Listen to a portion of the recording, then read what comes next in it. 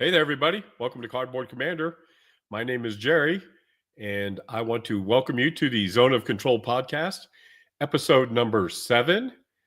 And with that, we this is the first time that I've done the episode live. I've always done it being recorded.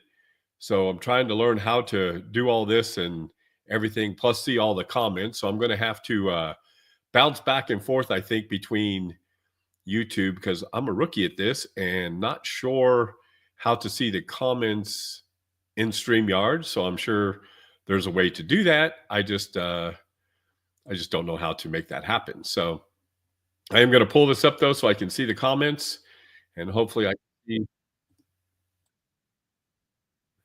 Well, we're not going to be able to do that because it's going to give me some feedback. So folks, if you're out there, I apologize that I can't talk to you. Oh, wait. Hey, I figured it out. Hey, Christoph, how are you doing, buddy? Good to see you. Hey, I still need to get it. Stuka Joe in the house. I still need to get with you, Christoph, and I'm playing Enemy Action Kharkov, the Soviet solo, and it's a challenge. So, hey, Mike, how are you doing, buddy? So it looks like we're gonna get headed on with this and get started. So this is episode 7. I really want to start off by thanking you guys for all the support. We reached 1,000 subscribers, and I've only really been doing this seriously for about 3 months. So I really do appreciate all the support. I know the guys at Tack Up, Ruff, and Nate, and Jester have really been a big help, but so is everybody like Stuka and Mike and, people that have been shouting me out a little bit. So I really do appreciate that. I do know that you don't have to do that, but I really do appreciate it. So the Zone of Control podcast, we try to keep it within 30, 35 minutes. So we're going to go ahead and kind of jump into this real quick, and we're going to go from there. So William says his wife's out of town so he can catch it live. That's nice. And so we're going to go ahead and get started and just try to get going with the show. So this is what we're going to talk about in this episode. We're going to look, it's been a sad week for the wargaming community, losing Roger, and I don't know if we'll ever recover the hobby. He is such an icon and a legend in our hobby that that's a tough one to swallow. And there's Jester. And how are you doing, buddy? But so we'll talk about that a little bit. I did an unboxing of Tally Ho Historic Wings. I'll kind of go into that whole situation because I think you guys know how I started off with those book game things. I'm finally playing Enemy Action Kharkov, or I won't say I'm playing it. I think it's playing me. It is really crunchy, and I like crunchy games. The hard part is getting the German paper AI and getting all the stuff going step by step, getting that in there. Have you guys ever played it? It's I love the idea, but it's the solo system is really, really tough. And one thing I've been reading the rules to Wolfpack, and I'm not finding the Wolfpack rules nearly as tough. So I appreciate that, Mike. But this is the first game on my Wargame 10 challenge. So I'm starting it. I'm already in it. If I make mistakes, I make mistakes. And in fact, the first video will be up tomorrow with the first 3 impulses that I did. So you guys can all laugh about that. After that, we're going to talk about my favorite 40 series games that I own. I like to talk about things that I own. I know some of you guys have massive collections like Jester and stuff, but I don't. I have about 100 games maybe. And but these are my top 40 games that I own in the 40 series games. Hey, Bert, how are you? Good evening.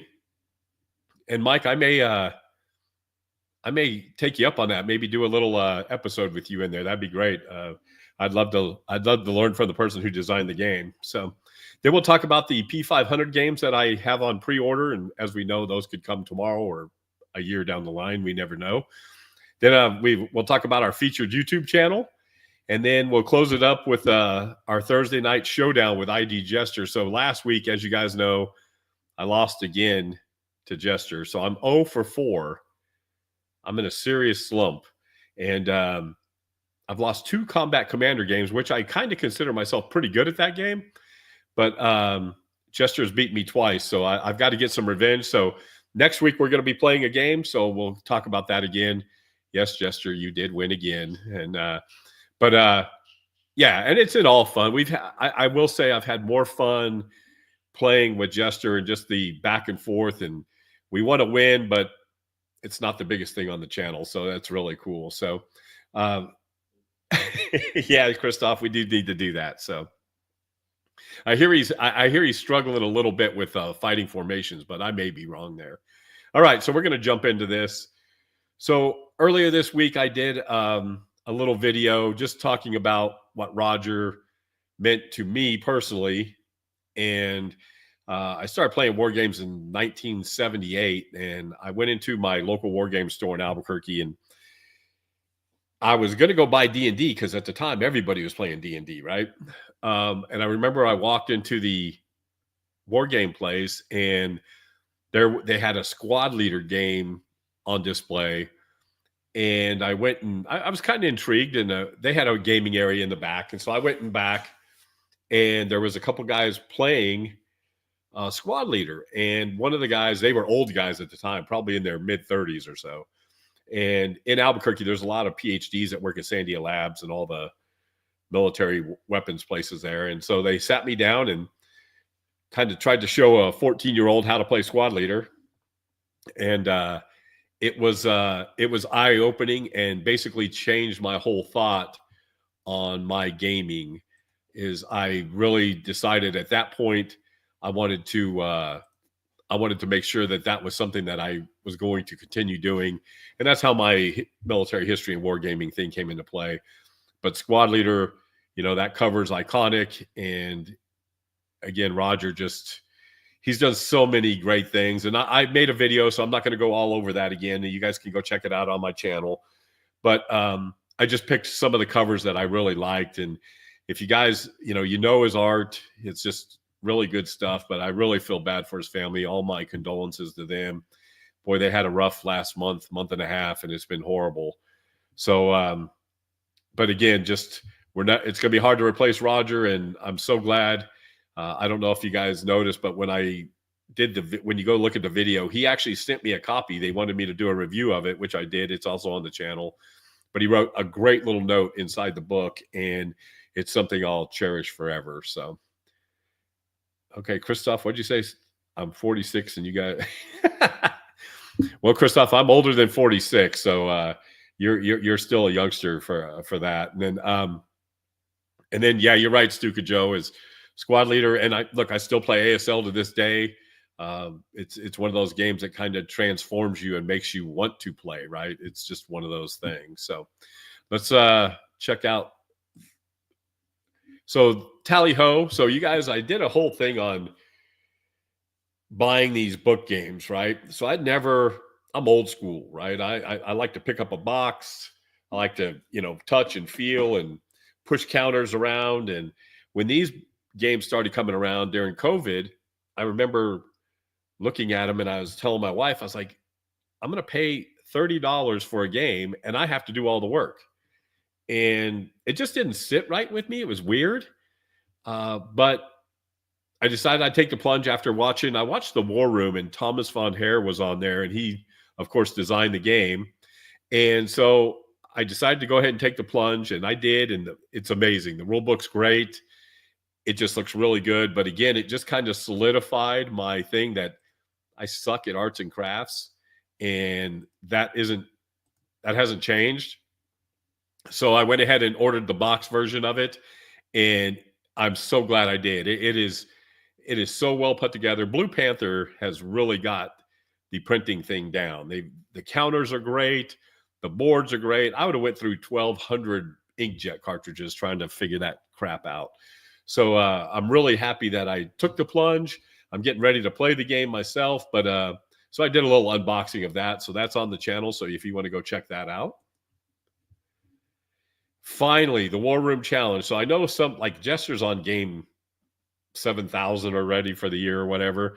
I know Nate's even finished one of the games, and I know some of you, Christoph, I think you've completed some of your challenge, and I'm not sure, Bert, if you're in the challenge or not, but I finally read the rules, and they're extensive, and I started playing it. So it is on the table.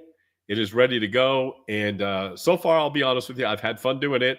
And I like these kind of games, but again, you'll start seeing videos and stuff like that. And I'm not sure what I'm going to play next. In fact, I may have a vote on the webpage just to see what people want to play the most. I wanted the crunchiest game first, so then later in the year I could kind of cruise, as they say, through the rest of them. But tell me if you guys have played the game. Tell me what you think. Yeah, Gesture Tally Ho. It does look really good, and I love the history part of it. You can tell they've done a lot of research in that game. It's really, really good. So now we're going to get to this week's my top 5 40 series games. And Mark is a war game genius. I love his games. I love most of what he does. It just the series games are phenomenal to me. And when I decided that I was going to look for a different topic, I said, well, I'll look into my 40s games. But if you guys haven't played any of these games, you got to jump on the bus because they are really, really good. Crunchy enough to keep you involved, but not too crunchy that you can't play the game. So, Mark, if you get to see this, you're a genius. I love your stuff. Christoph, I have completed 5. You've completed 5 of your War Room Challenge games already? Wow, that's amazing. But I'm one of the few without a phone, so only 2 games. Jester only on game number 4. Oh, well, but you have 120 games played already. That is, yeah, that's crazy. So, all right, so let me go. We're going to go into the first game, and these are in order of the way I like them. So number 5 is going to be France 1940. So I have it right here, just so you guys do know I own the game. It's like 2 games in one. You get Sickle and Dynamo.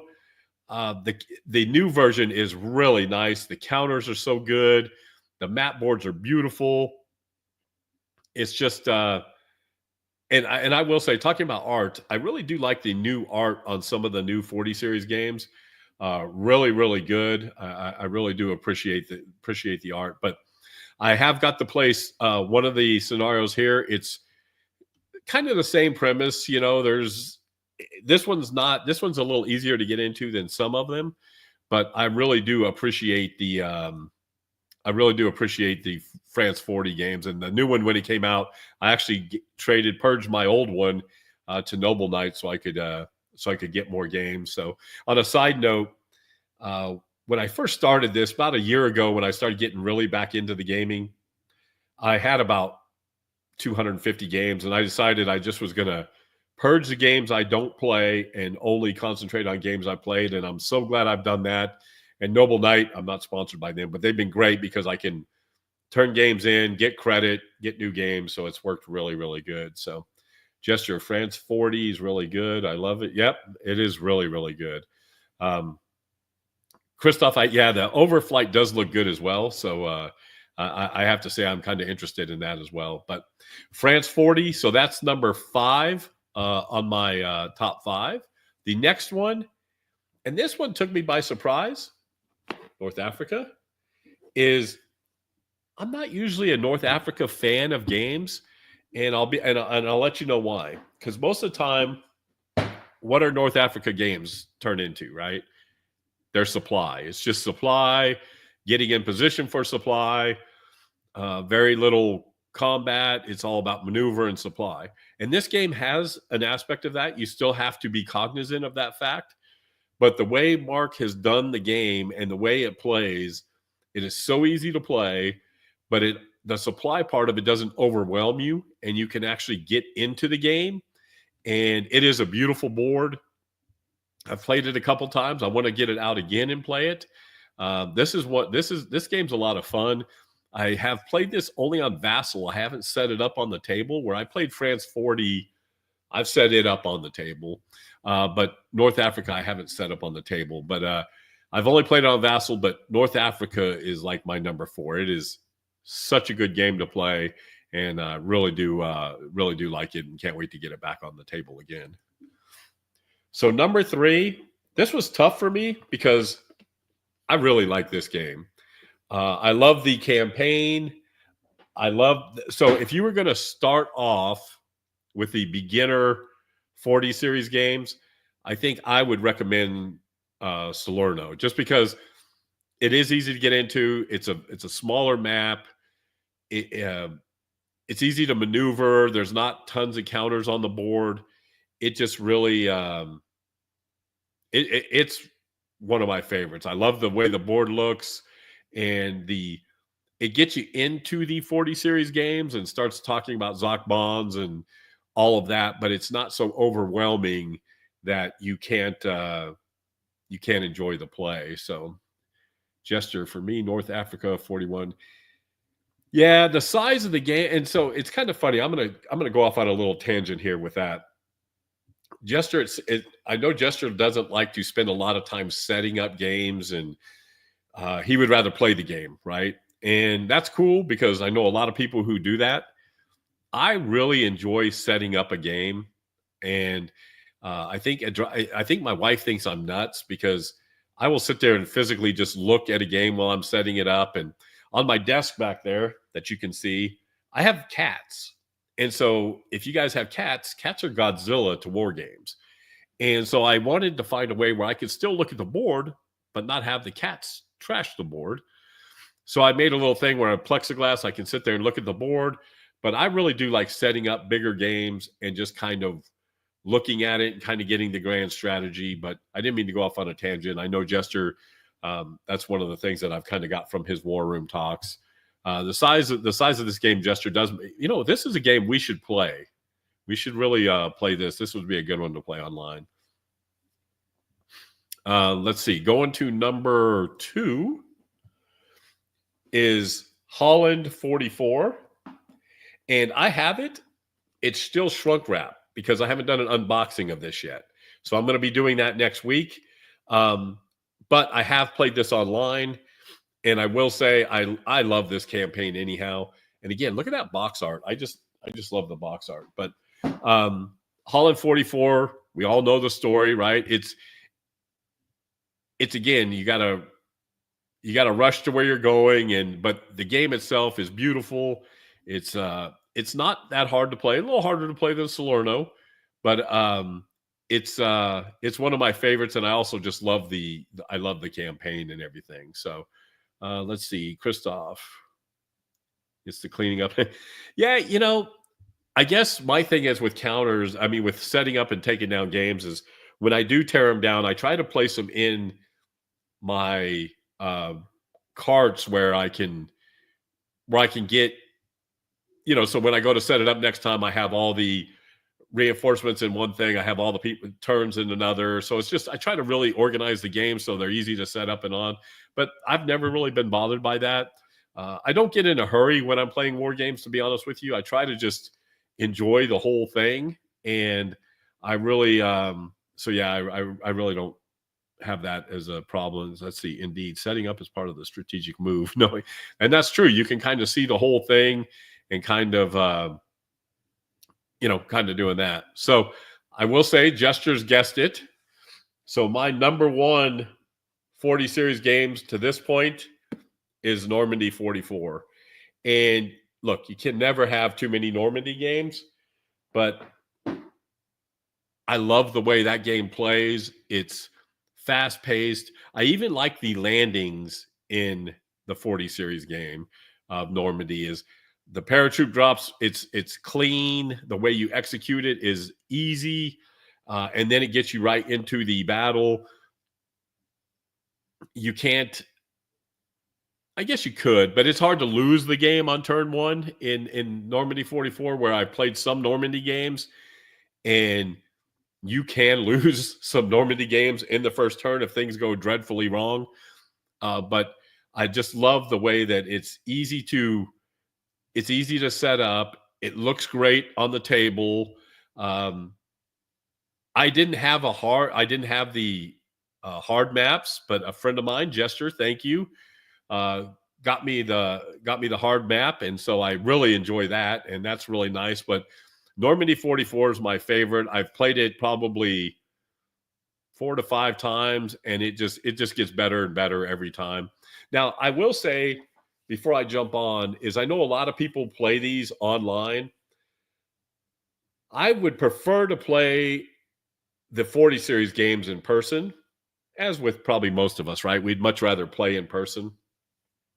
But I will say the 40 series games are pretty easy to play back and forth if you're playing by email, or what we old school people used to call play by email, right? Where you're sending turns back and forth. The 40 series games lend themselves to that type of play a lot easier than some of the others. But again, Normandy 44 is my favorite 40 series games to this point. But I do have more coming, so we'll see how that is.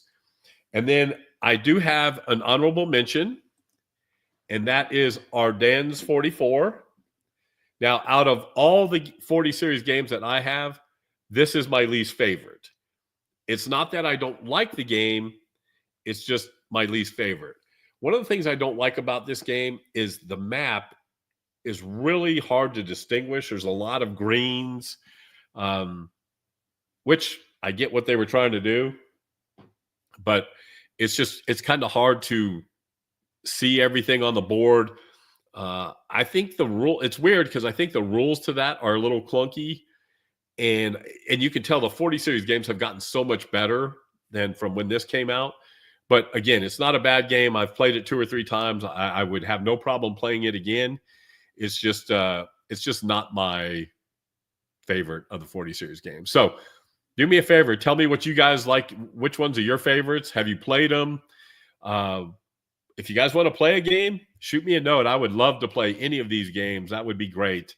Again, I would have no problem playing this. So now we go to the P500, and I have the Stalingrad 42 module, the Italy 43 module, and Ukraine all on pre-order. I'm going to start off with Stalingrad 42. I would be very surprised if that doesn't take over my number one 40 series game. And the reason I say that is I love that campaign, and I'm really looking forward to playing this. I've never played it before. I am waiting for the P500 because I am not paying $150.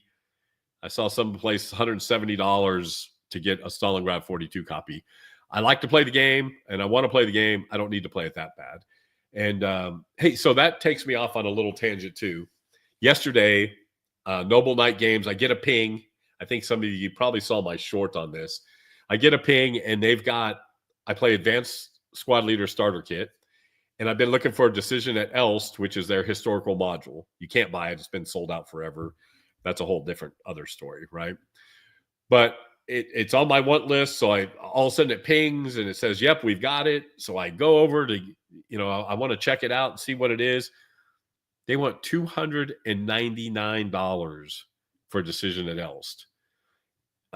Yeah, that is never happening. I'm not paying $299 for any war game, but that frustrates me, and I get it. It's out of print. But now I do know that Kurt at MMP said they're going to have it out soon.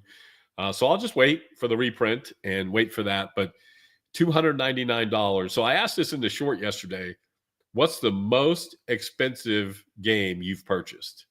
And I know a lot of people have been saying Axis Empires. I didn't realize it was that expensive. Now, I did get some responses. One guy said, I buy all these Magic cards, and I know nothing about Magic, so I don't know what that is or whether that's a good deal or bad deal. But so what is the most that you've spent on a war game? Italy 43 looks to be amazing. I'm really looking forward to that. Again, I think it's one of those that is probably going to jump up on the list for me. And then Ukraine, I've heard good and bad. And when I say bad, just not. It's hard when you start setting the bar like Mark has done with these games. It's hard to have a bad game. It's just that it may not be as good as some of the other games, if that makes sense. I may be talking in circles. But that's it for my top 5 40 series games that I own. And I'm really looking forward to hearing about what you guys have to say. Looks like we've got 13 people watching. And to be honest with you, that's probably 12 more than I thought would be here. So I really do thank you guys. This is the first time I've done this. If you have any feedback, shoot me some feedback. I would love to hear about that. Just whatever I can do to make it feel better. So Let's see here. Christoph said, my most expensive game so far, Combat and Kirchhoff. So Combat is kind of funny. So I have pre-ordered Combat Market Garden. So Ruff loves that game, right? So I think that he's kind of sold me on it. So I kind of got on the 500 list. So I'm looking forward to that. Let's see, Ruff Stuka. I paid 200 for Art of Siege Quad by SPI. Yeah, well, see, and there, Stuka, I think you had to probably do that because they're not going to reprint that. And if you really want it, that's what it is. But again, that's steep, right? $200 to buy a game. That's pretty steep. Let's see, Jester. Ardennes and Ukraine both need second editions. That's what I've heard. Really do. I kind of agree with that. $250 for an Arkham Horror expansion. For the expansion, not even the game? I don't know anything about Arkham Horror. Is that like a Euro game or something? I don't know. The one thing I love about Jester and Ruff and Nate is they've sure got me looking at other games that I would have never looked at in the past. I've never heard like Horror Plum or Plum Horror, I guess. I started looking at that and I just I don't know. I got to start playing some of those. It's like the coin games. I just haven't played them. Mike Maldum Fantasy Game 400. Whew. Yeah, that's a lot. So for you guys that don't know, I ride motorcycles and I do off-road jeeping and stuff on the side. And all of my friends, we always debate what we spend money on. And I really like spending money on trips. I don't like spending money on stuff to prepare for trips. I want to spend money to go do it. And it's kind of the same way with Wargames is I would rather buy 3 good games than have to spend a lot of money for one game, if that makes sense. I don't know. Christoph, Combat was my favorite game for a long time. Then Wolfpack came around. Yeah, I'm really excited about Wolfpack. I'm so glad I won it. And now that Mike's on here and he can help, and I've seen the playthroughs, it looks so good. The components are amazing. I was blown away when I opened the box. It was really good. And you're right, Mike. Spend money on what makes you happy. That's exactly right. But just not too happy. Got to be careful with some of that stuff. Plum Island Horror, survival game, war game co-op. I mean, it looks cool. I watched you play it with somebody. I mean, it looks pretty cool. I just had never heard of it before. The War Room lured me to know another Mark Crowbar. So I've heard Crowbar is really good. I'm kind of looking forward to that too. And I love me. I like me some Mark Lootman games, as Jester would say it. But I'd like to. There's so many games, folks. That's one thing that's so cool about this is there's so many games. Looking back when I used to play like I said, in high school, the games were pretty limited, or they were very, very crunchy. You're playing, SPI games and stuff that was just so crunchy. You could at that age I couldn't get into playing them. And now I think we're living in the golden age of gaming right now. The components are amazing. The rule books are much, much better. The errata sheets aren't 12 pages, and there's so many cool games out there. And I'm looking forward to doing that. Yeah, we need to set up a game of Plum Horror. I wouldn't mind doing that. That would be great. Keep me in mind for that, Jester. That'd be something I wouldn't mind doing. So our featured YouTube channel is our one and only Rough Swordsman War Gamer. And I'll tell you why I really enjoy his channel. So when I was getting into all this and started watching people, I really enjoyed his playthroughs. I really like his playthrough of Battle Over Britain, or the one or Skies Over Britain that he's been playing for about 5 months or 6 months. I'm just kidding. He'll finish it eventually, but I really like his replays. I like the way that he's just like an average dude playing the games. I love his channel. He's got, 540 some videos, but I really like Rough Swordsman's channel. And just don't tell him, because he gives me crap about losing to Jester all the time. So I don't want him to get a big head to think that I actually like his stuff and everything. I'm just kidding. I do love his channel. And if you get a chance, I know everybody here has seen it, but for those of you who are watching this in the future on the interweb, go check out Rough Swordsman. You're right, Jester. I know, and maybe that's one reason I won't be able to watch the show on Saturday. I will be out in the woods camping, but yeah. So I decided I'd do that this week, so I didn't have to hear him say that. Well, I'll have to hear him on the replay, but I won't have to hear him live. Christoph, what's his, when I see rule books from the 70s and 80s? So, Christoph, you know what cracks me up about 70s and 80s war games rule books is the text. Every piece of the page is text, and it's in the smallest font, and it just runs black and white, and it is impossible to read some of those older war game books. And now when you open them up, they've got great diagrams. It's just really easy to look through. I really like the old school rule books are horrendous. Let's see. Jester. Yep, that's how I'm getting back at you. So again, my my featured YouTube channel is Rough Swordsman Wargamer. Well, so this will make Jester feel good. So next Thursday night, we will have a showdown, another Thursday night showdown, and we will be playing War at Sea. And my copy is right here. And this is the original copy. I bet I bought this game in 1983, 84 maybe. And this poor box, the box is beat up, and it's seen but this is we're going to play War at Sea. For those of you who aren't familiar, it's also called Dice at Sea. There's a lot of dice chucking in it. And I know some people don't like that, but for a game that's to play on the internet and to have people watching, War at Sea is going to be a lot of fun to play. Let's see. What does Mike said? Old time war games gave you an envelope so you can see exactly. Or I love when at the bottom of the rule book, Mike, they would say, and if you have any questions, just send us a note. It wasn't like today where I remember I did send something off about. Did any of you guys ever buy Crescendo of Doom and all the squad leader modules? Well, the further it got into it, right, the rule books were atrocious, and I remember sending off questions and waiting for answers for, 4, 5, 6 weeks. And by then I'm already moved on to something else and forgot completely what I was talking about. But let's see. Ruff does a British accent the way he pronounces Birmingham. The way he says it cracks me up. Let's see, Mike. Yeah.